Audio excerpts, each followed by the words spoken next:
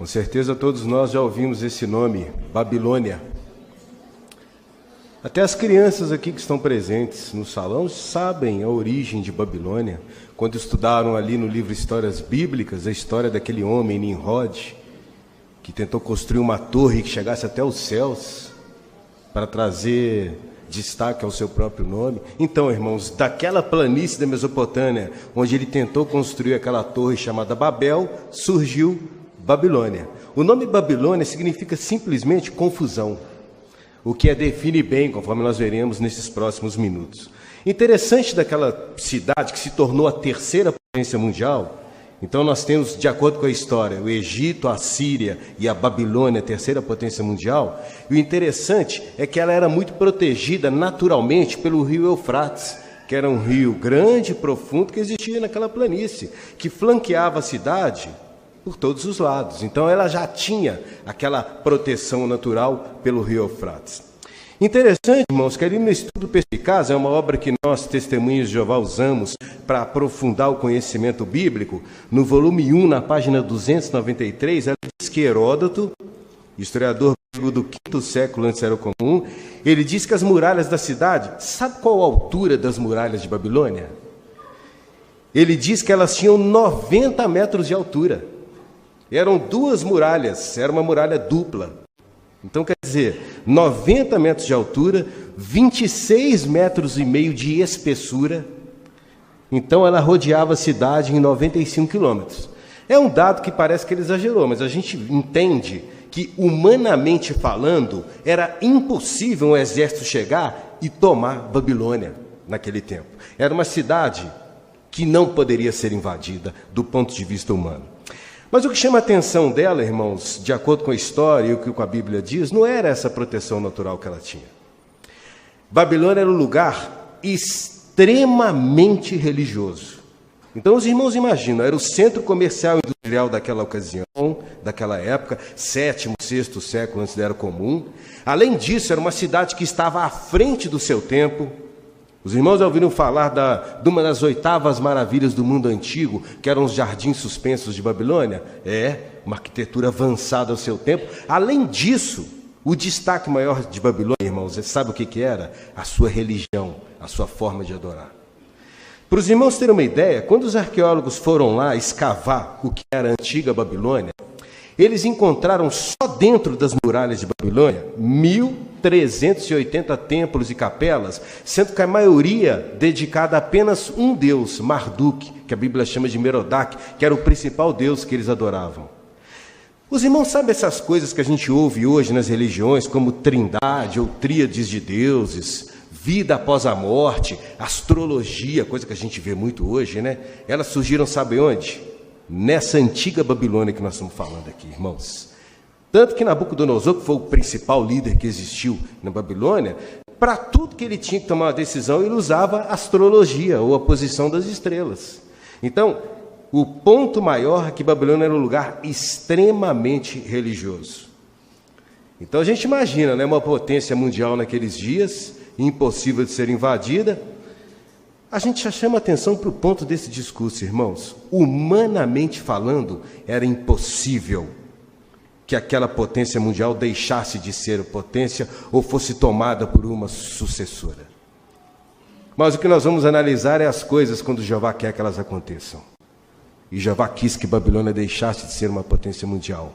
Irmãos, numa noite do dia 5 para o dia 6 de outubro de 539 antes da Era Comum, numa noite, Babilônia deixou de ser a potência e foi tomado pelo próximo exército ou próxima potência dupla, que foi a Média e a Persa.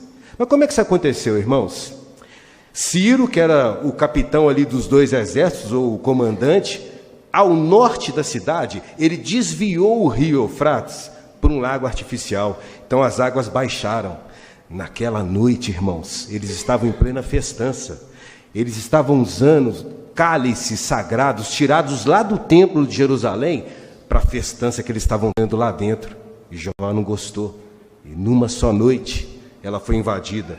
O seu rei em exercício, que era Belsazar, foi assassinado. E naquela noite, numa única noite, porque Jeová quis, Babilônia deixou de ser a potência mundial e sumiu do mapa.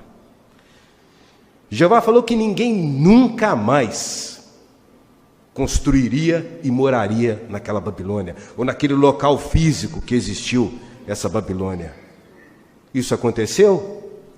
Irmãos, no Iraque, a 80 quilômetros ao sul de Bagdá, que é a capital do Iraque, estão lá apenas ruínas, restos do que sobrou dessa antiga Babilônia.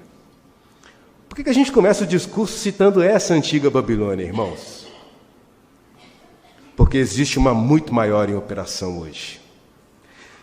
Para a gente entender o tamanho dessa Babilônia que existe hoje, essa antiga potência mundial é uma amostrinha grátis, como se diz no popular, fichinha, perto dessa que existe hoje. Eu vou convidar os irmãos para abrir em Apocalipse. Por favor, pegue sua Bíblia, nós vamos abrir juntos aqui em Apocalipse, no capítulo 17.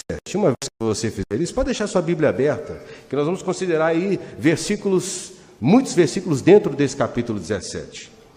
Então, vamos ver aí como seria, de que Babilônia é essa que nós estamos falando. Apocalipse 17, versículo 1. Visão dada ao apóstolo João, e em 96 da Era Comum, na ilha de Patmos.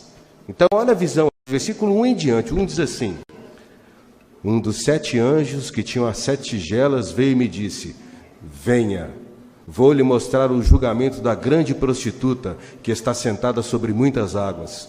Os reis da terra cometeram imoralidade sexual com ela, e os habitantes da terra se embriagaram com o vinho da imoralidade sexual dela.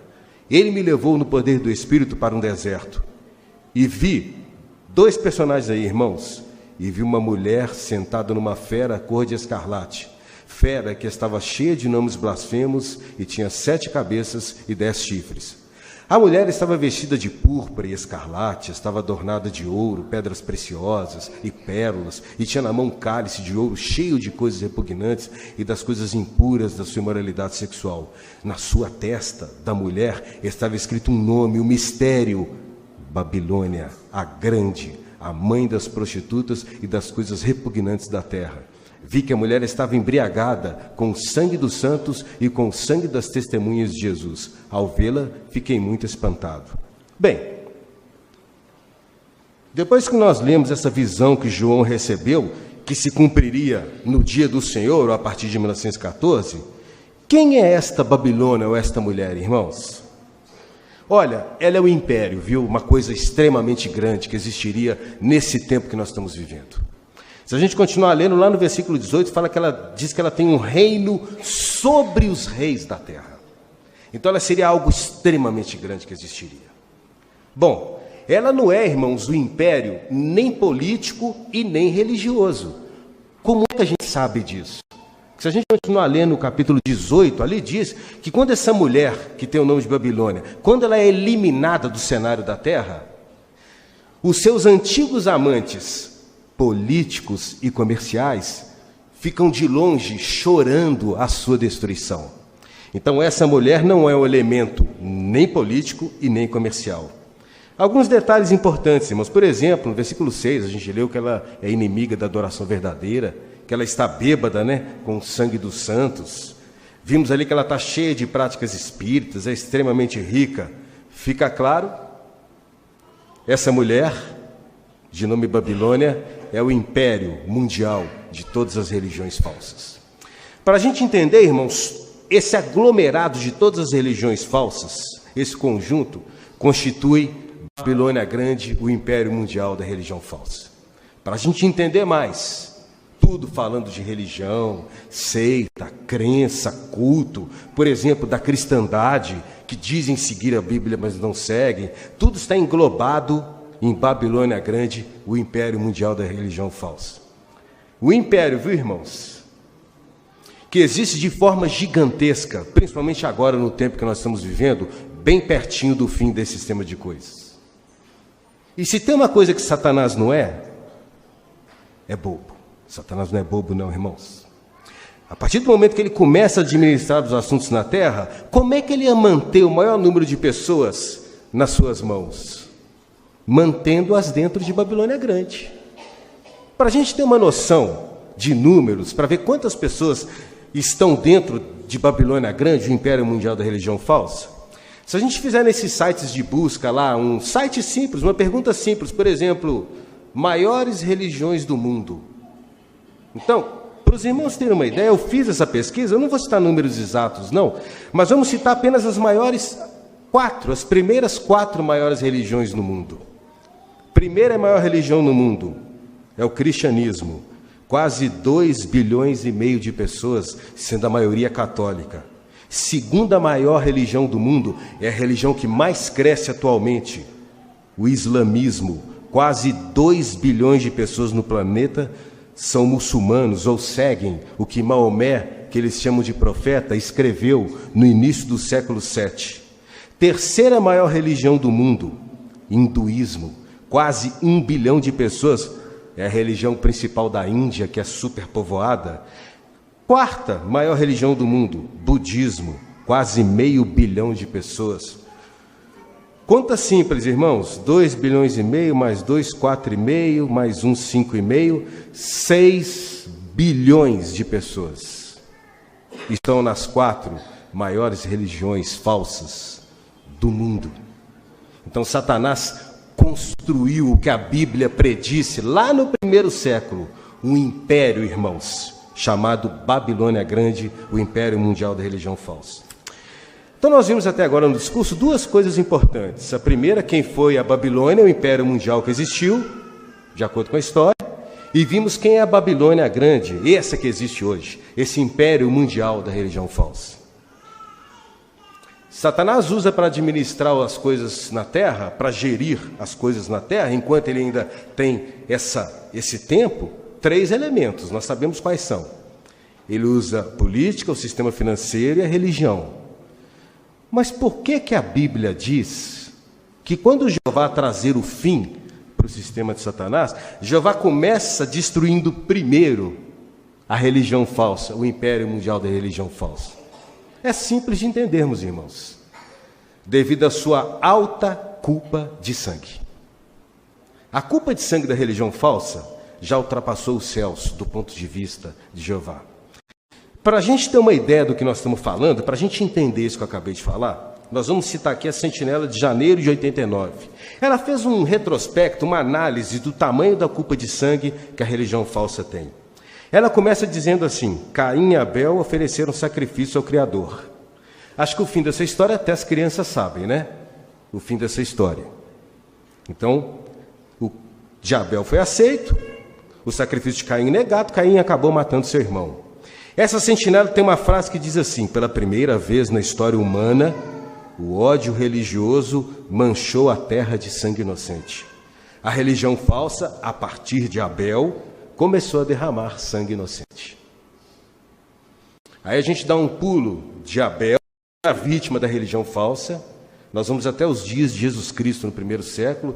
Por exemplo, em Mateus, no capítulo 23, a gente lê ali Jesus condenando abertamente os líderes religiosos, condenando-os de assassinato, irmãos. Jesus expôs muito isso, até usando o termo de assassinos ou homicidas para os líderes religiosos. Porque Jesus expôs isso, o tamanho da culpa de sangue da religião falsa, no derramamento de sangue inocente.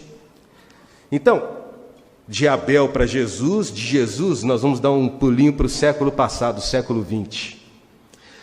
Para a gente entender o tamanho da culpa de sangue da religião falsa. Os irmãos já ouviram falar do nazismo alemão, de Adolf Hitler, não já ouviram falar dele? Todos nós. Então, a pergunta do parágrafo 2, no estudo dessa sentinela citada de 89, a pergunta é a seguinte: como o tirano Adolf Hitler tornou-se chanceler e ditador na Alemanha? Dando-lhe aí o poder para fazer tudo que ele fez, a gente já sabe. Então, essa sentinela de 15 de abril, na página 10, responde, na íntegra: foi por meio de uma trama política de um cavaleiro papal, Franz von Papen, o nome do homem, vice-chanceler de Hitler. Hitler enviou este homem a Roma para negociar uma concordata, um acordo entre o Estado nazista e o Vaticano. O cardeal católico Pacelli, que se tornaria o Papa Pio XII, assinou o acordo. Essa sentinela conclui dizendo: A concordata, o acordo com o Vaticano, foi uma grande vitória para Hitler. Deu-lhe o primeiro apoio moral recebido do mundo exterior e de uma fonte bem elevada. Daí nós sabemos o que ele fez com o apoio do Vaticano. Inclusive, muitos livros de história expõem isso abertamente hoje. Se não tivesse havido o namoro entre o Vaticano e o nazismo, talvez tivesse poupado ao mundo a agonia de milhões de soldados e civis mortos pela guerra, de 6 milhões de judeus assassinados, e mais precisamente aos olhos de Jeová, milhares de suas testemunhas que sofreram grandes atrocidades e muitas morreram em campos de concentração. Entende o tamanho da culpa de sangue da religião falsa? Irmãos, basta a religião misturar com política, o resultado disso é sangue derramado, e inocente, como sempre. Por isso que, conforme a Bíblia diz em Revelação 18:8, os pecados de Babilônia já ultrapassaram os céus. Jeová já condenou pela culpa de sangue que a religião falsa tem, pelo derramamento de sangue. E o segundo modo que a religião falsa é culpada, sabe qual que é o segundo modo, irmãos? Nós vimos como é que era a Babilônia no passado, né? Em que ela acreditava? Imortalidade da alma, quer dizer, morre e vai para algum lugar. Trindades, astrologia. Mas peraí, o que as religiões hoje ensinam? Essas mesmas coisas. Nós podemos dizer que 99% das religiões ensinam que existe vida após a morte. E a pergunta para os irmãos é: a Bíblia ensina isso? Não. Então, por isso, por manterem as pessoas numa mentira, afastadas da verdade bíblica, é que Jeová já condenou também a religião falsa. Tem uma frase no esboço que ela é bem interessante, resume tudo isso que a gente já falou até agora. Ela diz assim: direta ou indiretamente, Babilônia Grande tem de prestar contas pelo sangue de todos os que foram mortos na terra. Interessante isso, né? Mas agora, nesse ponto de discurso, a gente pergunta, irmãos, chegou a hora do julgamento de Babilônia? Como é que isso vai acontecer? Qual a importância disso para nós? Um ponto que a gente quer chamar a atenção dos irmãos, e uma pergunta que a gente faz aqui para os irmãos: os irmãos acham que o cenário do mundo já está pronto para Jeová trazer o fim? Bem pronto, viu, irmãos? Bem pronto, muito pronto. A Sentinela de Setembro de 2019, que nós vamos estudar daqui a pouco tempo, no estudo sobre os últimos dias, ela começa trazendo uma frase assim: muito tempo já se passou desde 1914, então devemos estar vivendo nos últimos dos últimos dias. É a definição da Sentinela de Setembro de 2019. Agora, como isso dará? Como será o fim da religião falsa? Como é que como será o processo de Jeová eliminar o sistema de Satanás da terra? Nós vamos recorrer novamente a Apocalipse, no capítulo 17. Então, o versículo 1, para a gente relembrar, vamos ler novamente do que se trata esse capítulo. Então, 1 diz assim: um dos 7 anjos, que tinha 7 tigelas, veio e me disse: venha, vou lhe mostrar o julgamento da grande prostituta, que está sentada sobre muitas águas. No versículo 3, nós vimos 2 personagens, né? Lendo ele novamente, ele me levou no poder do Espírito para um deserto e vi, primeiro personagem, uma mulher sentada numa fera cor de escarlate, que estava cheia de nomes blasfemos e tinha 7 cabeças e 10 chifres. Essa fera, então, é o segundo personagem que nós vimos. A mulher aqui, Babilônia Grande, nós já identificamos claramente, o império mundial da religião falsa. Quem que é essa fera, irmãos? Sobre quem a mulher está sentada. Vamos entender quem ela é, versículo 9. É bom a gente entender para a gente conhecer aí o que acontecerá. O versículo 9 diz: isto exige uma mente sábia.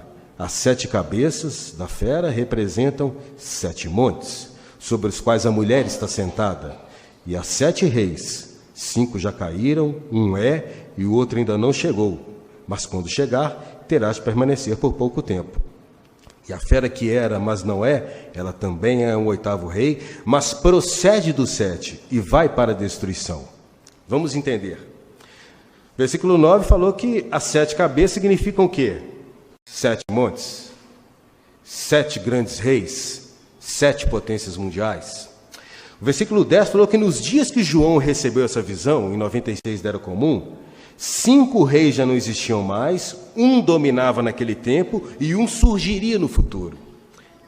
A história comprova isso? Comprova, irmãos. Lá no primeiro século, Egito, Assíria, Babilônia, Medo-Pérsia e Grécia já não existiam mais, faziam parte da história. Roma dominava, era a potência mundial dominante no primeiro século. E a 7ª potência mundial surgiria num tempo futuro e ficaria por pouco tempo. Falando da fera, o versículo 11 diz: e a fera que era, mas não é. Por que o apóstolo João diz isso aqui? Não é a primeira vez que ele vê essa fera, não, irmãos. Se a gente voltar no capítulo 13, ele vê essa fera de 7 cabeças e 10 chifres saindo do mar, aparecendo no cenário e depois descendo ao abismo, ou inatividade. Então essa fera aqui no capítulo 17, essa imagem da fera está ressurgindo novamente do abismo. É o que fala o versículo 8, que ela saiu do abismo. A história comprova isso? Comprova. Então Estados Unidos e Inglaterra se tornaram a 7ª e última potência mundial. Quando, irmãos? Em 1914, quando uniram forças para vencer a Primeira Guerra Mundial. Quando a Primeira Guerra Mundial foi vencida, eles viram a necessidade de um órgão neutro, competente, do ponto de vista deles, para administrar paz e segurança na Terra. Então, em janeiro de 1920, eles deram vida, inventaram a Liga das Nações, com o objetivo de trazer paz e segurança para a Terra. Mas a Liga das Nações perdeu força no início da década de 30, quando o mundo entrou na Segunda Guerra Mundial. Então ela deixou de existir, foi completamente extirpada, eliminada. Mas, novamente, a 7ª cabeça, Estados Unidos e Inglaterra, venceram a Segunda Guerra Mundial. Aí sim, irmãos, em outubro de 1945, eles ressurgiram, fizeram a fera renascer. Fundaram a ONU, a Organização das Nações Unidas, com sede em Nova York. E essa fera, esse elemento político, simboliza, então, a ONU, Organização das Nações Unidas. Interessante que o que ela vai fazer, ela é comparada aqui a um 8º rei, né? Então, o que ela vai fazer com o apoio de 10 chifres e de toda a política do mundo? Versículo 16 é o fim de toda essa história. Versículo 16 diz: os 10 chifres que você viu e a fera odiarão a prostituta. Eles a deixarão devastada e nua, comerão a sua carne e a queimarão completamente no fogo. Olha, porque Deus pôs no coração deles o desejo de executarem o pensamento deles, sim, de executarem o pensamento do único deles, dando à fera o reino que possui, até que as palavras de Deus se cumpram. Essa mesma sentinela de setembro de 2019 explica isso que nós acabamos de ler. E ela explica da seguinte forma: para destruir a grande prostituta, Jeová vai usar os 10 chifres de uma fera cor de escarlate. A fera representa as Nações Unidas. Os 10 chifres representam os governos que apoiam as Nações Unidas. No tempo certo de Deus, esses governos vão ficar contra a Babilônia a Grande. Eles a deixarão devastada e nua, vão tomar posse de suas riquezas e vão expor as coisas erradas que ela fez. A destruição será tão rápida que vai parecer que aconteceu num só dia. Ela continua: depois de uma proclamação de paz e segurança feita por líderes mundiais e possivelmente apoiada por líderes religiosos, o mundo entra no dia de Jeová, também conhecido como Grande Tribulação, a maior tribulação da história da humanidade, dia que começa com a destruição total da religião falsa. Dia que, abreviado, nos levará ao seu clímax, conhecido como Armagedon, onde Jeová, no Armagedon, acabará com o que restar do sistema de Satanás, principalmente seu sistema político e comercial. No dia que nós ouvirmos o anúncio, irmãos, um anúncio milagroso, feito pela mão poderosa de Jeová, conforme nós lemos, ele motivará os 10 chifres, toda a política do mundo para executar essa função. No dia que nós ouvirmos o anúncio que o mundo não tolera mais nenhuma religião ou as religiões falsas, nós sabemos que começou o dia de Jeová E ele começou a julgar o sistema de Satanás. Um dia memorável que nós nunca vamos esquecer. E é um dia, irmãos, que apresenta um cenário pronto, que pode acontecer a qualquer momento.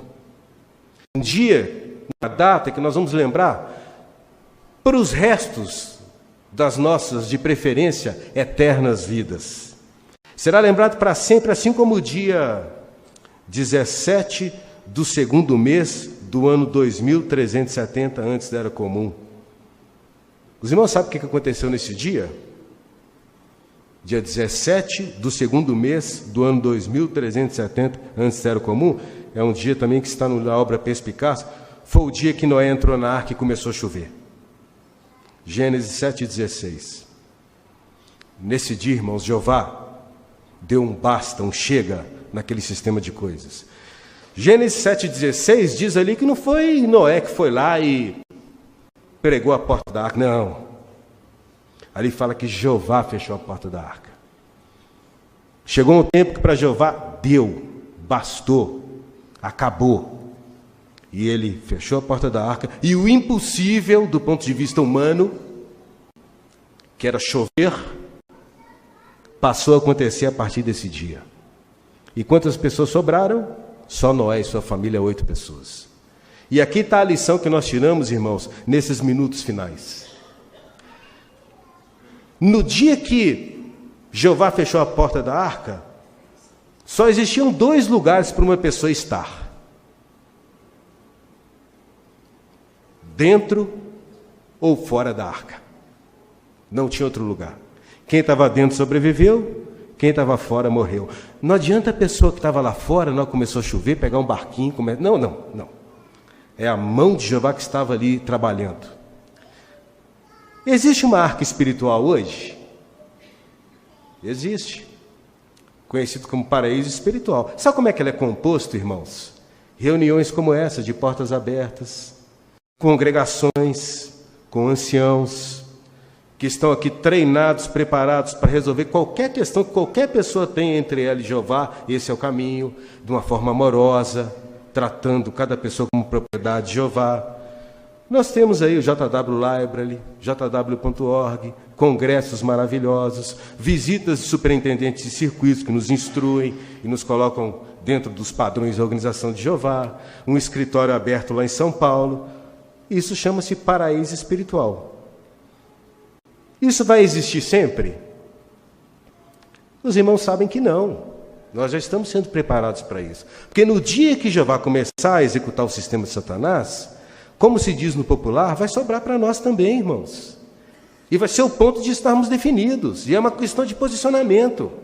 Então, no dia que Jeová fechar a porta dessa arca espiritual que existe hoje, onde é que eu vou estar?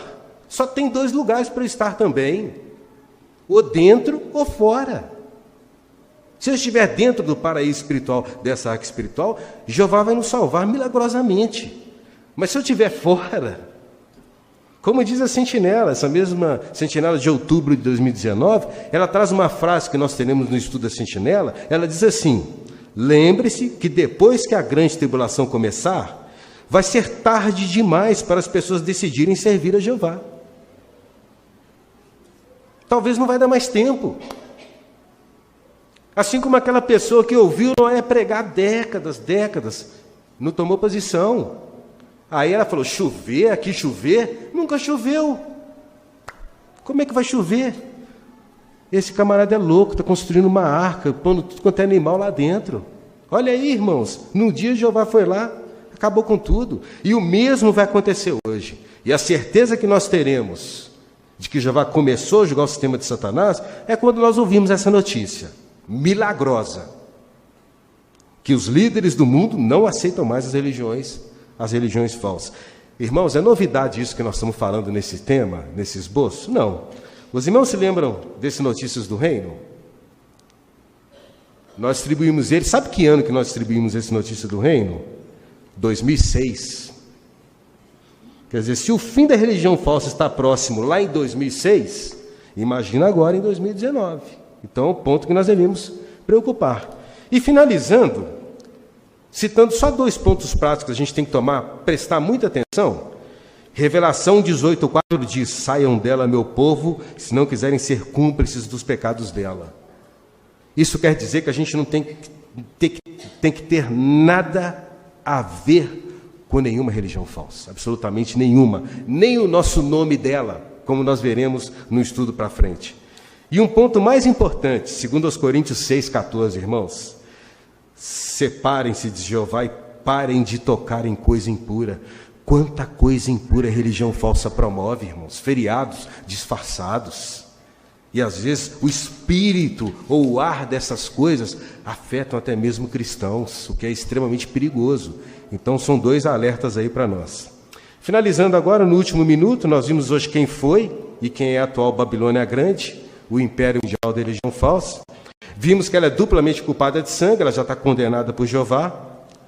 Vimos claramente que a gente está muito perto da maior catástrofe que ocorrerá a ela, o seu fim total. E Jeová vai colocar esse pensamento nos líderes mundiais, ou os 10 chifres, que a eliminarão. E vimos, né, irmãos, que a gente tem que posicionar. O posicionamento nosso é agora. Tem que ser agora, enquanto ainda nós temos tempo. Saímos daqui, então, resolvidos a cumprir essas admoestações. Ainda mais sabendo tão claramente o que ocorrerá em breve.